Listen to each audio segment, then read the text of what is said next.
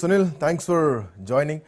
మొత్తానికి అంటే ప్రజా వ్యతిరేక ఉద్యమాలు జరిగితే ప్రభుత్వాల్లో కదలికలు వస్తాయి అన్నది గతంలో చాలా చరిత్రలు మనం చూసాం. బట్ ఇప్పుడు యువత తిరుగుబాటు మొదలైంది.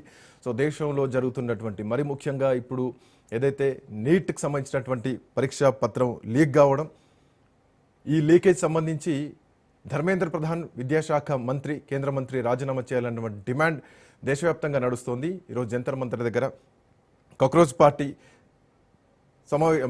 నిరసన వ్యక్తం చేస్తోంది. ఈ నిరసనకు ప్రభుత్వం నుంచి ఎట్లాంటి రెస్పాన్స్ వచ్చేటువంటి అవకాశం ఉంది? నిరసన ఎటువైపు దారితీయబోతోంది? ఈ ఉద్యమం రేపొద్దున భవిష్యత్తులో దేశవ్యాప్తంగా అయ్యేటువంటి అవకాశాలే కనిపిస్తున్నాయా? బండారు రామ్మోహన్ రావు గారు మనతో పాటు జాయిన్ అవుతున్నారు. రామ్మోహన్ రావు గారు నమస్తే.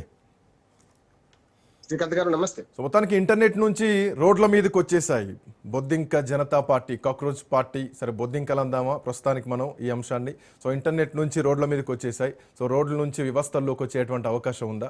ఈ నిరసన ఎట్లా చూడొచ్చు? శ్రీకాంత్ గారు, మీకు రాజ్ న్యూస్ ప్రేక్షకులు నమస్కారం. నమస్తే. బొద్దింకల స్పీడ్ కదా మీకు, బొద్దింకలు ఎంత స్పీడ్ గా పోతాయో, చీపురు గడ్డతో చంపబోతుంటే కూడా తప్పించుకొని మరీ స్టవ్ కిందికి లేకుంటే కబ్బోర్డ్ లోపలికి వెళ్ళిపోతుంటాయి చూస్తుంటాం. కనుక అట్లాగే స్పీడ్ గా ఈ బొద్దింకల Janata party, cockroach Janata party ముందుకెళ్తుంది. ఒక ఉద్యమ రూపం మొట్టమొదటిసారి తీసుకున్నది. ఇప్పటిదాకా ఏమో ఆన్లైన్ లో మాత్రం తీసుకున్న ఉద్యమ రూపం మళ్ళీ తీసుకున్నది. మొన్న చూస్తూనే మనం రైతాంగ ఉద్యమం చూసాం. దాదాపు నెలల తరబడి మనకు ఢిల్లీ చుట్టుపక్కల ప్రాంతాలు చేసిన సందర్భం, శివార్ ప్రాంతాలు. అంతకుముందు చూసుకునే లోక్పాల్ ఉద్యమం కూడా చూసాం.